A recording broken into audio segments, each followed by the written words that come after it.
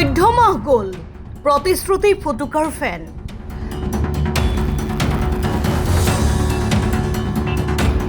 নিৰ্বাচনী কামত ব্যৱহৃত বাহনৰ ধন নাপালে বোকাজানৰ চালকে প্ৰাপ্য ধন বিচাৰি হাহাকাৰ লাগিছে চালকসকলৰ মাজত লোকসভা নিৰ্বাচনৰ সময়ত বোকাজানৰ শতাধিক লোকৰ বাহন নিৰ্বাচনত নিয়োগ কৰা হৈছিল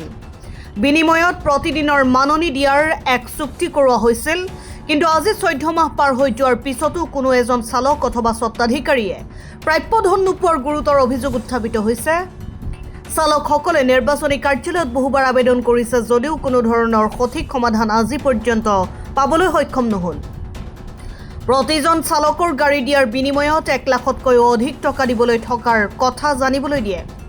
মঙলবাৰে 28 গৰাকী চালকে স্বাক্ষৰ কৰি এখন লিখিত আবেদন বোকাজানৰ মহকুমাধিপতিগৰাকীৰ জৰিয়তে নিৰ্বাচনী বিষয়ালৈ প্ৰেৰণ কৰে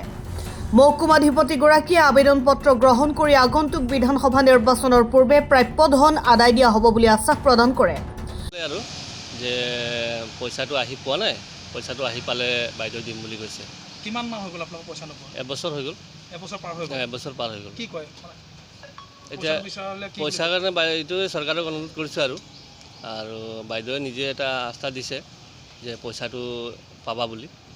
আৰু পইচাটো প্ৰতিজন চালকে এতিয়াও আমাৰ 1,10,000 কিছুমানৰ 1,15,000 আৰু খালি পইচা দিয়াৰ ভিতৰতে আপোনাৰ খুৰাকীৰ পইচাটোৱে দিছে আৰু বাকীটো একো পইচা দিয়া নাই এতিয়ালৈকে এতিয়া আমি এইটোৱে বাইদেৱে যোনটো কৈ দিছে আমাক বাইদেউৰ ওপৰতে আস্থা ৰাখিছোঁ আৰু বাইদেৱে কৈছে পইচা ইলেকশ্যনৰ আগত পাবা বুলি কোন ইলেকশ্যনৰ আগত পাব এইটো 26ৰ ইলেকশ্যনৰ আগত আৰু এটা কথা জানিব বিচাৰিম যে যিহেতু আপোনালোকে গাড়ীখনৰ পৰাই আপোনালোকে ফেমিলিটো চলাই আছে হয় কিন্তু আপোনালোকৰ ইমানখিনি পইচা তাত সোমাই যোৱাৰ পিছত আপোনালোকে কেনেকৈ চলাব আপোনালোকে একো কষ্ট হোৱা নাই নাই আমাৰতো কষ্ট বহুত হৈছে গাড়ী ইনষ্টলমেণ্টো আছে আৰু গাড়ীৰ পৰা ঘৰৰো চলাব লাগে সেইটোৱে প্ৰব্লেম হৈ আছে আৰু গাড়ীখন 42 ডেজ 42 ডেজ এটকাও পোৱা নাই মানে 42 ডেজ লৈছে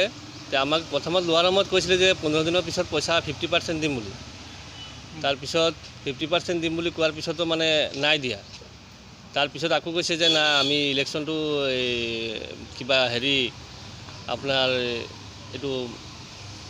ইলেকশ্যনটো শেষ হোৱাৰ কিবা আমাৰ যোনটো ডিউটি আছিলে ডিউটিটো শেষ হোৱাৰ পিছত মানে পইচাটো দি দিম বুলি কোনে লৈছিলে গাড়ীখিনি ডেকা বুলি কয় এজন ডেকাই লৈছিলে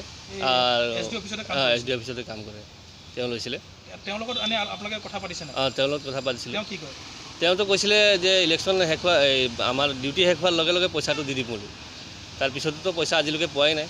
এতিয়াতো ফোন ৰিচিভ নকৰাই হৈ গ'ল তেওঁ এতিয়া আপোনালোকে আমাৰ সংবাদ মাধ্যমৰ জৰিয়তে চৰকাৰক কি অনুৰোধ জনাব মই এইটোৱে চৰকাৰক অনুৰোধ জনাব বিচাৰোঁ যে পইচাটো যদি আমাক দি দিয়ে ফাউণ্ডটো আমাৰ যদি সঁচাকৈ অহা নাই যদি ফাউণ্ডটো দি দিয়ে যদি আমি বহুত সুখী হ'ম সেইটোৱে আৰু বোকাজানৰ পৰা বিপুল কৰ্মীৰ ৰিপৰ্ট অসম টাইম ঘৰত আনন্দ আৰু সম্পৰ্কৰ চমক বজাই ৰাখিবলৈ জৰুৰী হৈছে সকলো আনন্দময় মুহূৰ্তত মৰমৰ উপহাৰ দিয়াটো সেইবাবে মধুশ্ৰী জুৱেলাৰ্ছে আনিছে সকলো ৰঙীন ক্ষণৰ বাবে বিশেষ গহনা হীৰাৰে হওক সোণৰে হওক বা ৰূপৰে হওক শ্ৰেষ্ঠ ডিজাইনছ আৰু হলমাৰ্কযুক্ত গহনাই ৰাখে সম্পৰ্কক নিখুঁত তেনেহ'লে আজিয়ে আনক আনন্দ মধুশ্ৰী জুৱেলাৰ্ছৰ সৈতে যোগাযোগ কৰক 7002800341 নাইবা ভিজিট কৰক LNB ৰোড নলবাৰী অসম